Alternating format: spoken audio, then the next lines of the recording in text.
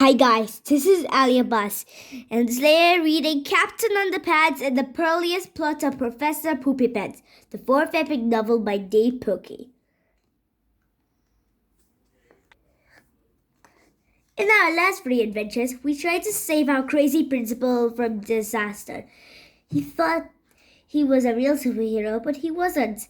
We didn't think things could get any worse, but they did. The top secret truth about Captain Underpants. Once upon a time, there were two cool kids named George and Hale.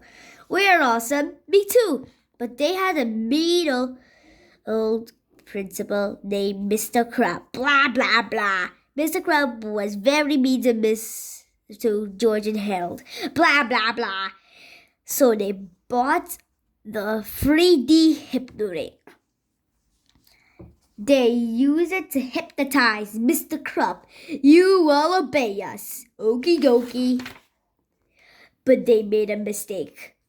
You are now Captain Underpants. Hey, come back, Mr. Crump. Tra-la-la. Mr. Crump thought he was really was Captain Underpants, but he didn't have any superpowers. You big dummy. They had a lot of adventures. One time they even got attacked by a UFO. Uh-oh! They all got took into the spaceship and George stole some alien super juice. But then Mr. Crab got eaten by a big evil Danny Lion. You had to be here. So George gave him superpower juice. Then he got superpowers. Now Captain Underpants has amazing strength. He can even fly too. The only way George and Hale can stop Captain Underpants from causing trouble is by pouring water on his head. This makes him back to Mr. Crump. Hey, Bob! But beware, because whenever Mr. Crump hits somebody's that their fingers, snap, snap, he turns back into you-know-who. Oh no, here we go again. Tra-la-la, the end. Chapter 1, George and Harold. This is George Baird and Harold Hutchins. George is the kid on the left with the tie and the flat top. Harold's the one with the right t-shirt and the bad haircut. Remember that now. All the expectors at Durham Horns Elementary School had their own opinions about George and Harold. Their guardians, counselor Mr. Recton, thought the boys suffered from ADD. The school physical Miss Labler discarded them with ADHD, and their mean old principal, Mr. Crump, thought they were just plain old bad. But if you ask me, George Hill is simply stuff from IBSS, incredibly boring school syndrome. You see, George and Hill weren't really bad kids. They were actually very bright, good-natured boys.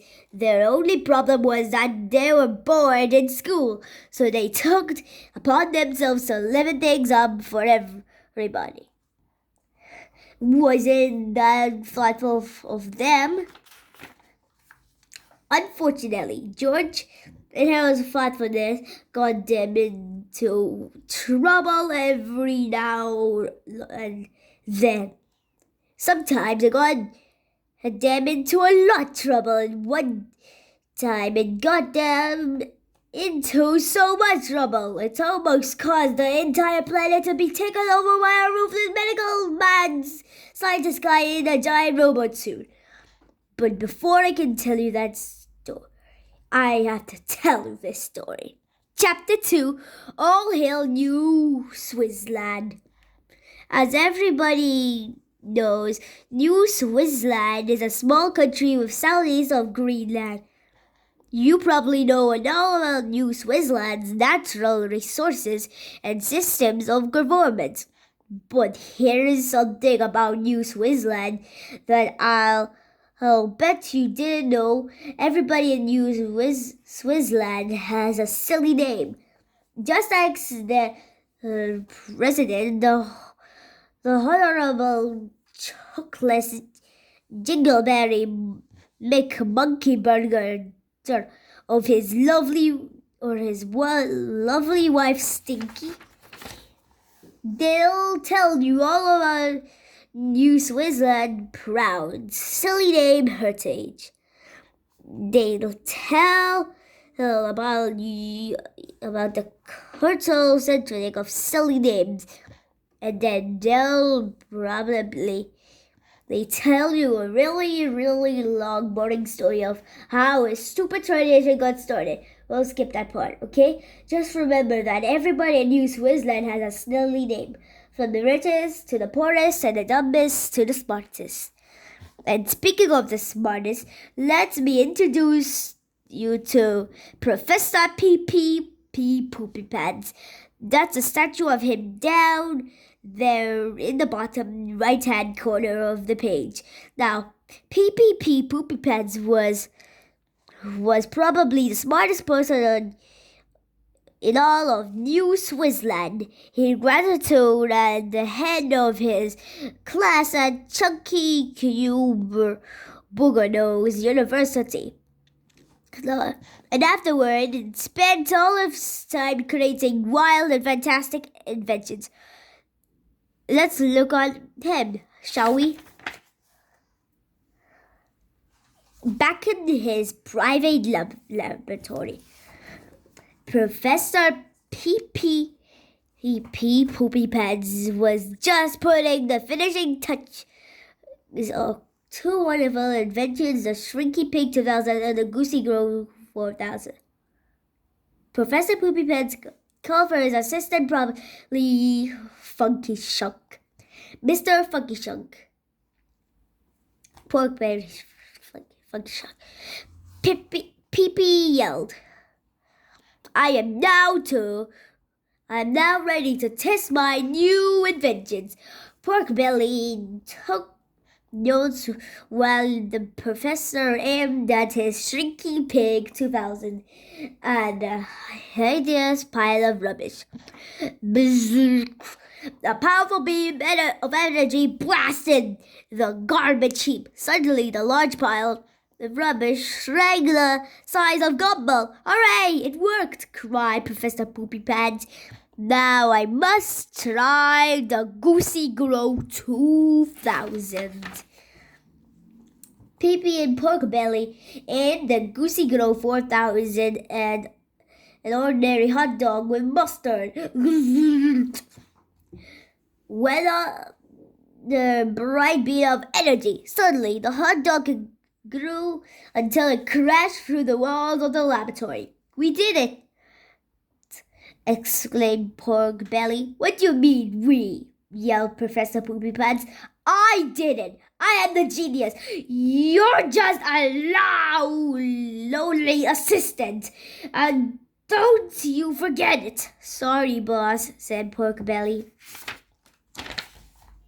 With these two inventions, explained Professor Poopypants, I will be able to solve the world's rubbish problem and create enough food for everyone on the entire planet. Finally, it looked as if all the Earth's ideas will be fixed forever. But who would have believed that in just a few short weeks, Professor Poopypants would be trying to take off the planet in a fit of resident rage. Well, dear reader, the tragic tale is about to unfold, but before I can tell you that story, I have to tell you this story. Chapter 3, The Field Trip. Jerome Howard's elementary school has having an annual field trip to Pilkey Pizza Palace. All the kids had brought their permission slips and they were lined up to get on the bus. Jordan could hardly wait to eat pizza and play video games all afternoon. This is gonna rule, said George. Yeah, if we ever get there, said Harold. Yeah, Hey, said George, let's change the letters around on the school sign while we're waiting. Good idea, said Harold. So George and Harold ran over to the sign in their fondness. Fortunately, the boys didn't notice a dark following presence lurking nearby in the bushes. Aha! cried Mr. Crop. I caught you boys red-handed.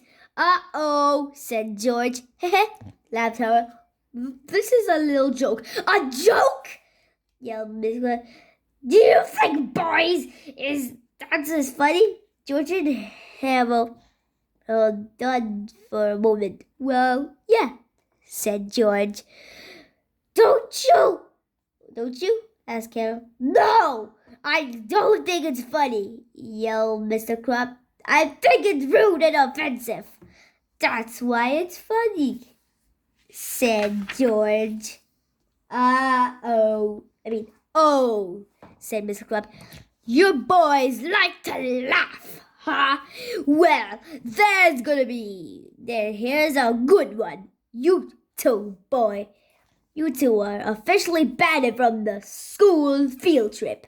Instead of eating pizza, you'll spend the afternoon cleaning up the teacher's lunch. Isn't that funny? No way, said Harold. That's not funny at all, said George. That's cruel and unusual punishment. That's why it's funny, Mr. Crumb snarled. Chapter 4. Left Behind. Mr. Crumb marched George and Harold over to the janitor's closet. You can use these supplies to clean the teacher's lunch, said Mr. Crumb. I want it spotless by the time we get back. Mr. Crumb went back outside, climbed on to the school bus, and laughed loudly as the buses pulled away. The teachers all pointed to George and Harold and laughed too. Rats, said Harold. I thought we were going to have some fun today. We can still have some fun, said George. All we need is a ladder, that bag of powdered paste, and those big boxes of sorrowful wormy thingies. Alright. So George and Harold carried their supplies to the teacher's lunch and got to the business.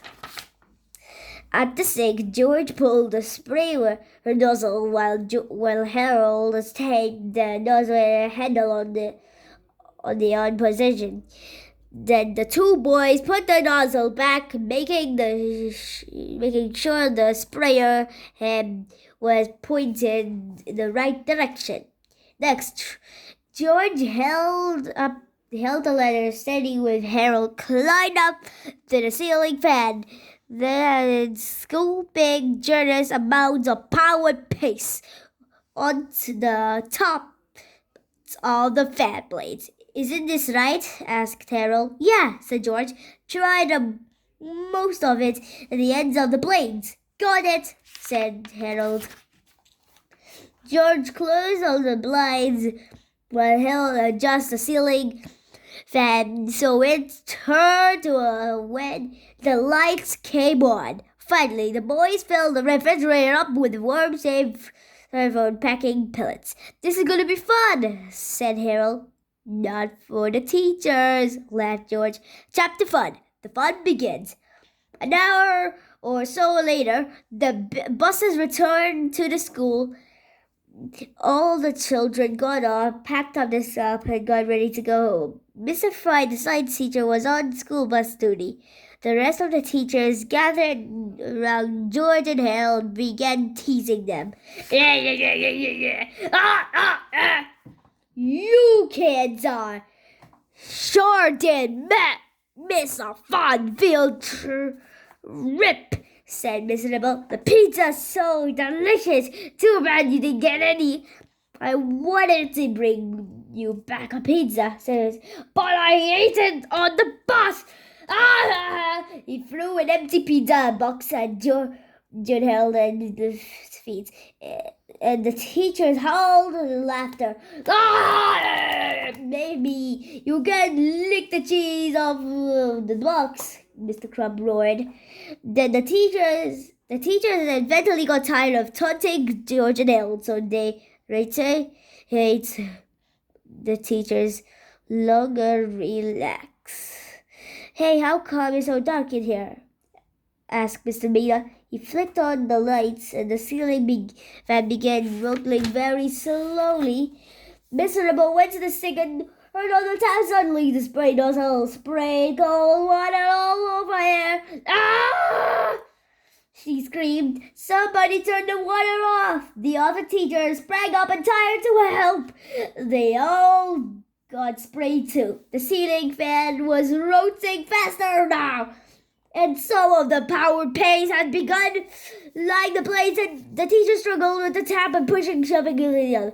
Finally, somebody turned the water off, but not before it got soaked. The ceiling fan was now spinning at full speed. All the powder on the fan blades had been flung off, and it was now floating down to the wet teachers. Hey, what cried Mr. Mina. What's all this sticky stuff? Yelled Miss Anthrope. By now, all the teachers were covered in gooey, sticky paste. It didn't take a genius to know that George and Harold were all behind this.